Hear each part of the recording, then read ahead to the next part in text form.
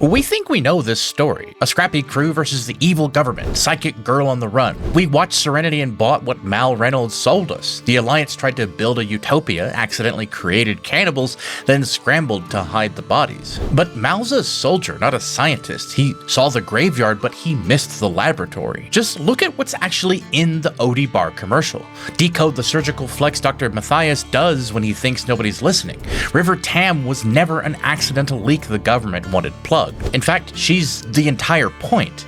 The Alliance didn't fail on Miranda, they pivoted. They moved the experiment from a planet's atmosphere into a teenage girl's skull. And today we're proving that River Tam is a surgical attempt to replicate Reaver combat efficiency in a body that still follows orders. The monsters aren't chasing her, she was built to replace them. Now, to understand what they built, we need three terms. The mouse is compliant, docile, they have no fight left in them.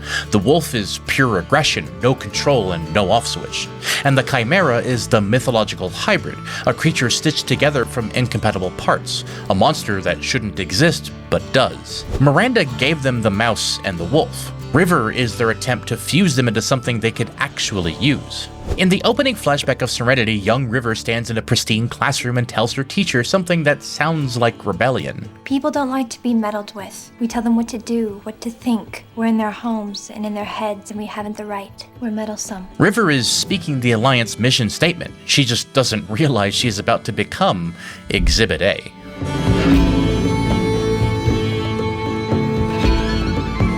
The Alliance operates as an evolution project wearing a flag. Their endgame is perfection. They're sandpapering the rough edges off of humanity until what's left fits their blueprint for order. Territory and resources are just a means to that end. We see the philosophy behind it all in that opening classroom scene. A student asks why the Independents fought so hard against joining the Alliance, and the teacher doesn't talk about freedom or sovereignty. She frames it like a medical problem. So with so many social and medical advancements we can bring to the Independents, why would they fight so hard against us? Social and medical advancements. Hold on to that phrase. Now, does that mean every Alliance teacher is a mustache-twirling villain? Well, no, she believes every word she's saying, and that's exactly what makes it so chilling. The ideology is so deeply embedded that framing resistance as disease requiring treatment sounds like common sense. The Alliance sees patients refusing treatment, not rebels. To them, resistance is pathological, not political. If you won't comply, you're sick. And sick people need medicine. When Mal's crew finds the derelict survey ship orbiting Miranda, they discover what the Alliance prescribed for 30 million people: G32 Paxilon hydrochlorate. Pax meaning peace. They pumped it into the air processors to weed out aggression. But check out what Dr. Karen actually says in her final log entry. She's standing in a city full of corpses and she doesn't say we failed or the formula was wrong. She says this. Well, it works. The people here stopped fighting, and then they stopped everything else. It worked. Now, watch her face when she says it. Listen to her voice. Dr. Karen is not celebrating, she's horrified. She's recording her own death sentence while surrounded by 30 million corpses. When she says it worked, she means the chemical did exactly what it was designed to do. And that's the nightmare. The Pax targeted the amygdala, the brain's fear and aggression center. Simon describes this explicitly in the series. River's amygdala has been stripped. Rather than simply removing fear, this prevents her from controlling her emotions at all. As Simon puts it, she feels everything. She can't not. The Pax hit the same neural architecture, just chemically instead of surgically. And when you flip that switch off entirely, people become furniture. And the result is the mouse. 99.9% of Miranda's population sat down and just died from apathy, not from poison. The biological drive to eat, sleep, and survive just got chemically deleted. They stopped fighting, talking, and eventually breathing. This is of course the world without sin the operative keeps talking about later. Total peace, nobody hurts anybody because nobody cares enough to lift a hand. It's a graveyard with a motto. For a military empire, that's worse than useless. You can't draft corpses or command soldiers who've forgotten how to stand. The mouse failed every metric except the one the Alliance denied caring about: compliance, except for the 0.1%. 30 million died, but 30,000 didn't. Their aggressor response increased beyond madness. The Pax shut down the amygdala for the masses. For this tiny fraction, though, it did the opposite. Turned the volume up until the knob broke off. The REAVER state. the wolf. The pack stripped out pain reception and every social filter that normally keeps people from eating their neighbors. What's left is pure weaponized id, a biology experiment that resulted in 30,000 screaming murder engines who fly ships made of corpses and scrap metal. But here's where it gets really uncomfortable. What did the Alliance do next? Most fans assume they ran from Miranda in shame, built a quarantine, let the Reavers patrol the sector as accidental guard dogs, and hoping nobody would ever find the mass grave. So why didn't they just glass the planet? The Alliance has massive orbital cannons. We see their fleet. If they wanted to erase the evidence, they could just nuke the cities from space. Blame it on a terraforming accident. No bodies or Reavers and no whistleblowers. But they didn't do that. They put up warning beacons, left the infrastructure intact, and let 30,000 cannibals breed and multiply in space for years. Now, maybe the simplest explanation is bureaucratic cowardice. Nuking them creates debris signatures, requires explaining missing colonists, and might not kill all Reavers anyway. They have ships. Quarantine plus denial is cheaper and less traceable. But even if we accept the cheaper to ignore argument, the Alliance knew Reavers would multiply. 30 years of zero extermination attempts. That requires either staggering incompetence or tacit acceptance. And here's the thing about institutions. They learn. 30 million failures proved chemical pacification doesn't scale, but 30,000 Reavers proved you can delete human limitations entirely. The Reavers don't feel pain. They fight until their limbs fall off. They swarm targets without fear or hesitation. Watch how Mal's crew fights them in the finale. Pure desperation, barely surviving against enemies who don't take cover and don't stop coming. Whether by conscious decision or institutional inertia, the Alliance preserved the conditions that created Reavers. The question is whether this was strategic or simply cowardly. But someone somewhere noticed what those 30,000 represented. Soldiers who never quit, who feel no pain, who need no pep talk about duty or sacrifice. The Pax was a sledgehammer. It hit everyone the same way, and you couldn't predict the results. Building the perfect soldier required precision. The Reaver state needed to be induced surgically in a subject with enough brain left intact to follow orders. They needed to move the experiment from a planet's air supply into a human brain. The Academy.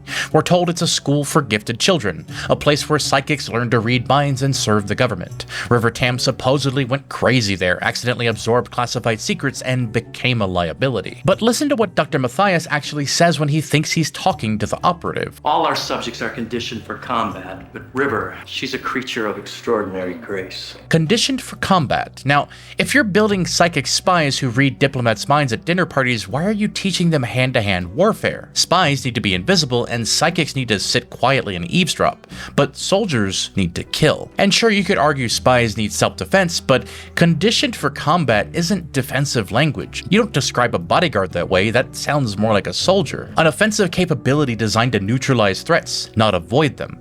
So, what about her psychic abilities? Couldn't reading opponents' moves before they make them justify combat training on its own? Yes, but that doesn't explain the specific procedure they used. Matthias describes it as neural stripping. He brags that it gives them a heightened cognitive reception, but admits it destabilizes their reality matrix. Stripping. He removed the filters. If you just wanted psychic assassins, you wouldn't deliberately induce schizophrenia. You wouldn't create soldiers who can't distinguish reality from a nightmare. Unless instability is a feature and not a bug. Civilization and conscience, that little voice in your head that says, maybe don't murder everyone in this room. That's the mouse talking. The wolf underneath is raw survival instinct and rage. Matthias surgically removed the barrier between River's conscious mind and her primal brainstem. He didn't use Pax to chemicalize the problem, he cut the brain to replicate the effect. The parallel is striking. Chemical removal of inhibition produced Reavers. Surgical removal of inhibition produced River. Whether this was a deliberate reverse engineering or convergent methodology, the results rhyme. River Tam is the synthesis, the chimera. She can be the obedient, trainable girl sitting with her brother, or she can be the stripped, hyper-violent weapon that tears through enemies in seconds. And the Alliance spent years torturing her to install a switch that toggles between them. The Maidenhead bar scene. For years, people treated this like a joke. Whedon being Whedon. Silly, commercial activate sleeper agent, haha, moving on. But let's look at the lyrics. This isn't random nonsense. That mouse is the pack state, the passive girl sitting quietly in the bar, and the man is the aggressor protocol.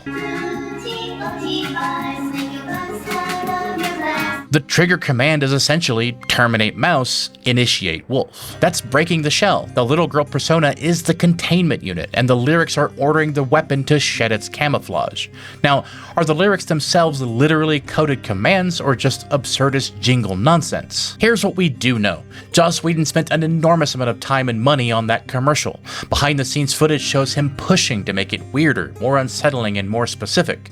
The production effort for 30 seconds of screen time was wildly disproportionate, and that's no accident. So consider the two layers operating simultaneously. For us, the audience, Whedon is using subtext. The lyrics telegraph exactly what's about to happen to River. For the characters in-universe, the mechanism is the code bleeding through the animation. Mr. Universe identifies it as Alliance and High Military.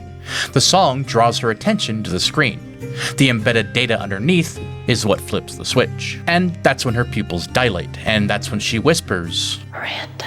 But what does Miranda mean in that moment? She's not receiving coordinates, I don't think. She's not being told to fly to a planet. Just watch her face. She's in a trance state, not acknowledging orders. The trigger simply unlocked her combat protocols, and when that partition opened, the trauma flooded out with it. River absorbed the Miranda secret from Parliament members who visited the Academy. The worst thing buried in her mind surfaced alongside the violence. Whether she's naming the source code or reliving the atrocity, the result is identical. She becomes the weapon. Then she moves. Watch her choreography. Soldiers fight with lines, cover, suppressive fire. Duelists trade precision strikes. River, appropriately, flows like water. She has a spherical awareness. She attacks people behind her without even looking, uses bottles and furniture as weapons, flowing through the chaos instead of trying to control it. So how is her fighting style different from actual Reavers? Well, Reavers are chaotic, but River is precise, and that's exactly the point. Reavers were an accidental byproduct. Random civilians hit with an unpredictable chemical. River was tested in a lab, conditioned by teams of Alliance doctors over years. Same stripped inhibition state, same underlying drive to fight until everything stops moving, but with techniques layered on top, with extraordinary grace, as Matthias put it. It's the same basic engine, but with a different driver. The operative triggered the commercial to smoke her out of hiding. Broadcasting an activation code on a public channel violates every security protocol if you're trying to deploy an asset somewhere specific. He wanted to locate her, not command her. But consider this. An uncontrolled activation in a public bar is also a live combat test. They get tracking data and performance metrics. 2 birds, 1 broadcast.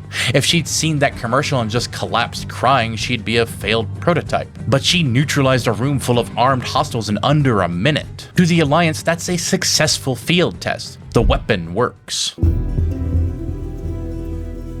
The operative represents everything River was built to replace. He's a true believer, a sin eater who does monstrous things because he genuinely thinks he's building paradise. I'm a monster. What I do is evil. I have no illusions about it, but it must be done. The man has a conscience, which means he requires constant ideological maintenance. You have to keep him convinced the cause is righteous or he breaks. And he does eventually break. Mal forces him to watch the Miranda recording, shows him the graveyard his better world is built on, and the operative's entire framework collapses. Watch his face when Dr. Chiron's message plays. This man has killed children for the Alliance. He's murdered entire families without flinching, and he's crying because he didn't know. The operative knows about the Academy. He references River's combat conditioning directly, but Miranda, that was probably above his clearance. The Alliance siloed the programs, the left hand creating weapons while the right hand didn't know where the blueprint came from. His horror is genuine because he was deliberately kept ignorant. So how high does the truth actually go? Quite possibly only a handful of people in the entire Parliament know what actually happened on Miranda.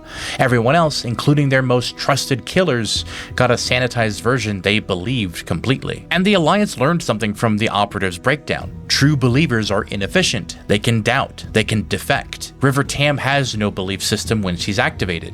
She has programming. She's the upgrade, a weapon that doesn't need ideology, just the right trigger. And River proves them right in the finale. The crew's pinned down. Reavers are breaching the blast doors. Simon's been shot. Everyone's terrified and moments away from death. River stands up, looks at her brother, and doesn't panic. You take care of me, Simon. You've always taken care of me. My turn. She dives through the doors into the swarm, and when the smoke clears, she's standing on a pile of Reaver corpses, bloodied and panting, holding their weapons. She out-Reavered the Reavers, channeled the wolf, but kept the objective: protect Simon. Chimera hypothesis proven. Controlled aggression beats wild aggression every time. The operative sees Mal broadcast the truth, sees River standing in that pile of bodies. He realizes he's obsolete, a man of faith watching himself get replaced by a machine of biology. We all cheered when Mal broadcast the Miranda recording. "You can't stop the signal" felt like victory. The Alliance exposed, shamed into backing down. But did the Alliance actually collapse? The operative tells us directly. I can't guarantee that they won't come after you, the Parliament. They are not gone, and they are not forgiving. The Parliament has hundreds of men like him. The system continues. The broadcast created protests, outrage, maybe some political reshuffling, but the infrastructure that built River Tam is still standing. So, what did Mal actually accomplish? Not destruction, but disarmament. By linking the Reavers to the Alliance publicly, he made River politically unusable. If they ever rolled out battalions of Chimera soldiers, combat psychics with Reaver fighting styles, the public would recognize the connection instantly. They'd see the monsters of Miranda wearing Alliance uniforms. Whether Mal intended this strategic outcome or just wanted justice for the dead, the effect is the same. Any future deployment of similar assets now carries catastrophic political risk. Mal didn't destroy the weapon, he just made it too hot to deploy openly. And that's why the operative lets them go at the end. He didn't suddenly become the good guy, he just understood the game had changed. He knows they'll try again. Different project, different planet, same ultimate goal. River Tam is the legacy of Miranda. The Alliance asked, how do we make people better? The Pax removed humanity to make people safe. The Reavers proved you could remove humanity to make people strong. And River is that synthesis, the meddling made flesh. I can hear them all. They're all inside me. She hears the Reavers because she was built from the same blueprint. Siblings in trauma, products of the same Alliance arrogance, broadcasting on the same frequency of surgically induced madness. She's not commanding them, she's the improved model. The same production line, but a different year. And that's what makes the ending so much darker than it first appears. The Alliance accidentally killed 30 million people while trying to create peace. Then they deliberately tortured children to weaponize what they learned. The tragedy isn't diminished by recognizing the conspiracy, but compounded. First, negligent mass murder, then intentional child experimentation. That's significantly worse. So the next time you watch Serenity, don't see the girl, see the weapon, and ask yourself, is she really free now, or is she just waiting for the next trigger? The Alliance wanted a world without sin. Instead, they built a girl who punishes the wicked. And in a verse this cold, maybe that's exactly what we need. And if you haven't already, subscribe and click here to watch me break down The Dark Knight, where I prove the Joker was right all along.